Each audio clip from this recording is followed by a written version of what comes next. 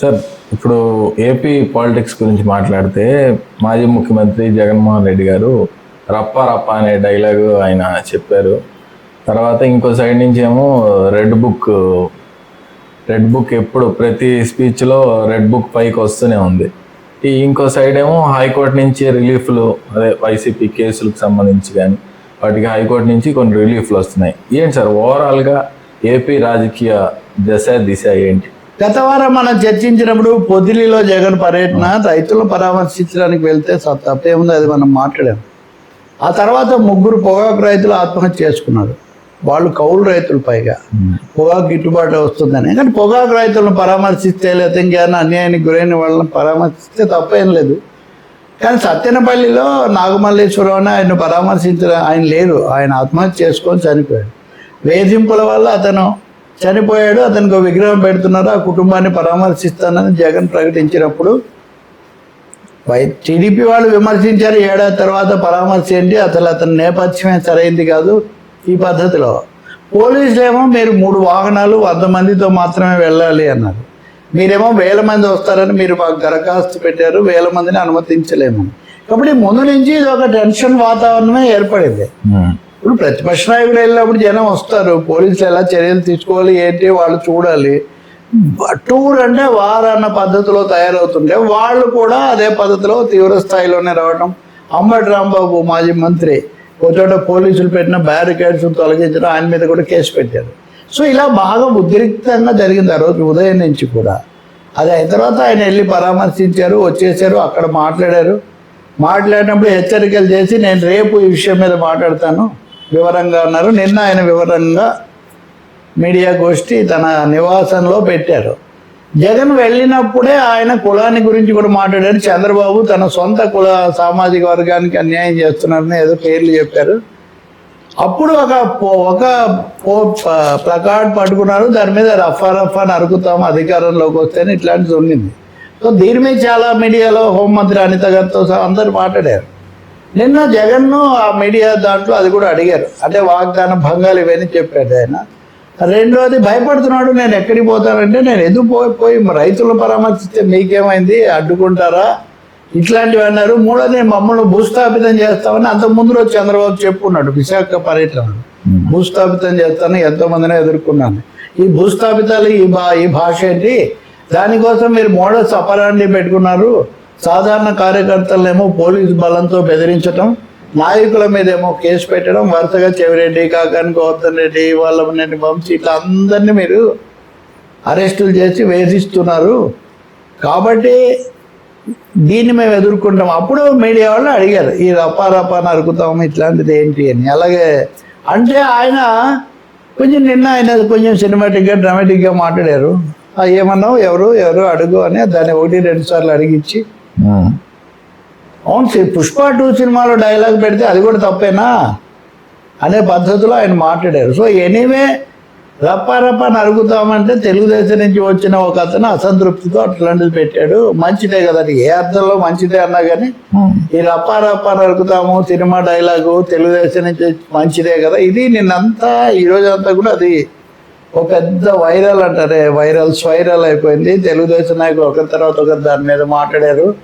నిజంగానే ఒక మాజీ ముఖ్యమంత్రి ఎవరో ప్లకార్డ్ పెట్టారు, ఈసారి నుంచి జరగకుండా చూస్తామంటే ఒక విధంగా ఉండొచ్చు, ఏముందిలే అని కూడా అనొచ్చు. కానీ దాన్ని రిపీట్ చేసి చేయడం అన్నది ఎక్కువ మంది దాన్ని ఆమోదించలేదు. పొగాకు రైతుల దగ్గరికి వెళ్తాను, లేదా మా పార్టీ కార్యకర్త కుటుంబాన్ని పరామర్శిస్తానంటే అది వేరు.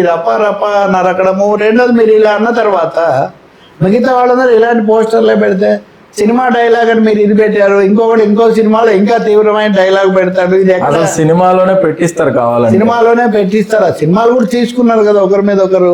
కాబట్టి ఇదొక సంచలనం అనండి, లేకపోతే చాలా తీవ్ర విమర్శకు దారితీసింది. అదే సమయంలో చంద్రబాబు నాయుడు కూడా పెట్టి అసలు జగన్ భయపెడుతున్నాడు, జగన్ ఇలా చేసి భయంతో పెట్టుబడులు రాకపోతే నా ప్రభుత్వానికి మంచి పేరు రాకూడదని ఇదంతా చేస్తున్నాడు.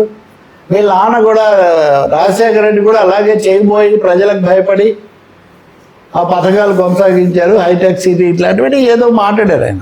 అంటే మొత్తం మీద నేను గత వారం కూడా చెప్పాను, జగన్ అంత శక్తివంతుడు అంటే జగన్ భయపెడితే పెట్టుబడులు మీరు అన్ని తెస్తుంటే వాళ్ళు రావడం ఆపేస్తున్నారు అంటే జగన్ గురించి కూడా. ఇంకా దీనికి క్లైమాక్స్ కొనసాగింపు ప్రమోద్ మనం వింటున్నాం. రెడ్ బుక్ ఉంది, ఎవరిని వదిలిపెట్టేది లేదు. ఇది లోకేష్ చాలాసార్లు చెప్తున్నాడు. ఆయన నిన్న ఢిల్లీ టూర్లో ఉన్నాడు. ఆయన ఢిల్లీ టూర్లోనే ప్రకటించాడు జగన్ అరెస్ట్ చేయాలంటే 2 నిమిషాల పని, చంద్రబాబు తలుచుకుంటే. అయినా మాకు ఇదే పనే, మేము వేరే కూడా చూసుకోవాలి ఈ పద్ధతిలో. ఇక ఒరిజినల్ స్టార్, పవర్ స్టార్, ఉప ముఖ్యమంత్రి చాలా రోజుల తర్వాత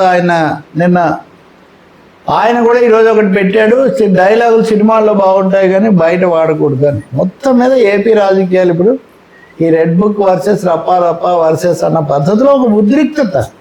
చాలా ఘటనలు, ఉదాహరణ కుప్పంలో అమ్మాయి ఎవరో బాకీ చెల్లించలేదని చెట్టు కట్టేసి కొట్టారు అంటే చంద్రబాబే ఆమెకు రిలీఫ్ ఇవన్నీ కూడా ఆయన కూడా షాక్ అయ్యే ఒక పరిస్థితి.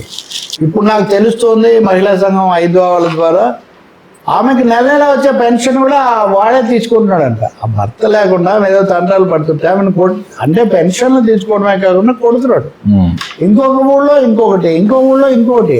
అంటే ఒక బీతావాము ఒకరినొకరు బెదిరించుకోవడం. ఎవరో అంటున్నారు కూటరేమో రెడ్ బుక్తో అధికారంలోకి వస్తే ఈయన ఇప్పుడు రప్పా నెక్స్ట్ ఎలక్షన్ అజెండా ఏంటి? ఇప్పుడు జగన్ నిన్న ప్రసంగమే ఆధారం అయితే రప్పా. సో రప్పా వర్సెస్ రెడ్ బుక్ అన్న పద్ధతిలోకి ఆంధ్రప్రదేశ్ వెళ్ళటం అన్నది నిజమైన సమస్యలు, రాష్ట్ర అభివృద్ధి ఇలాంటి దాని నుంచి పూర్తిగా పక్కకు పోతున్నాయి. మామూలు ప్రజల్లో ఒక విధమైన ఉద్రిక్తత పెరుగుతోంది. అది ఇక్కడ సమస్య. రెండోది కోర్టులు రిలీఫ్లు కదా మీరు అడిగారు. నిజంగానే అవి కూడా రాజకీయాలకు దీనికి ఇప్పుడు సాక్షి, కోమినేని శ్రీనివాసరావు బెయిల్ అవి మనం గతంలో మాట్లాడాము. ఆ విషయంలో ఇప్పుడు మీరు ఆ కేసు విషయంలో ఏం చర్యలు తీసుకోకండి, స్టే విధిస్తున్నామని హైకోర్టు చెప్పింది. ఇంకా పూర్తి వివరాలు తర్వాత రావాలి. కానీ వాళ్ళు అక్కడ ఒకటి సుప్రీంకోర్టే బెయిల్ ఇచ్చాక హైకోర్టులో దాని మీద ఇలా తప్ప వేరే విధంగా వచ్చే అవకాశం ఏముండదు. సాధారణంగా హైకోర్టులు ఏ కోర్టులైనా పై కోర్టులు చేసేదాన్ని కొంతవరకు చూస్తుంటాయి. రెండోది నెల్లూరులో మాజీ మంత్రి కాకాని గోవర్ధన్ రెడ్డి ఆ కేసులో కూడా తదుపరి చర్యలు తీసుకోవద్దని ఆపారు. మూడోది చాలా ముఖ్యమైనది, రాష్ట్రాన్ని దేశాన్ని కూడా కుదిపేసినటువంటి తిరుపతి నెయ్యి కుంభకోణంలో విచారణ సిబిఐకి అప్పగించింది సుప్రీంకోర్టు. కానీ రాష్ట్ర పోలీస్ అధికారి వెంకట్రావు అనే ఆయన నోటీసులు ఇచ్చి విచారణ జరుపుతున్నారు. దాని మీద మాజీ చైర్మన్గా ఉన్న వైవి సుబ్బారెడ్డి హైకోర్టుకి వెళ్ళాడు. హైకోర్టు సిబిఐకి అక్షింతలేసింది. సిబిఐ విచారించాలని సుప్రీంకోర్టు మీరు పెడితే ఈ వెంకట్రావు ఆయన సిట్లో లేడు కదా, ఆయన ఎలా నోటీసులు ఇస్తాడు, ఆయన ఎలా ఇవన్నీ చేస్తాడని వీటన్నిటికీ ఏం సమాధానాలు లేవు.